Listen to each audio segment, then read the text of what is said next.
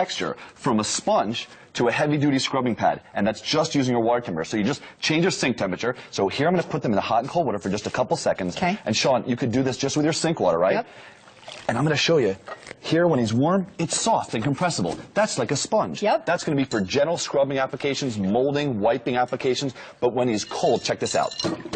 He's hard and firm, and that's going to be for your heavy-duty scrubbing applications. And what Aaron's about to take you through are some demos, but I will just share with you, this will not scratch. I don't care if you have precious copper or stainless steel or granite. If you have marble tile, you can use this to clean hubcaps and lawn furniture, and then go inside and use it on your $3,000 stainless steel range, and you're okay. And yet, oddly,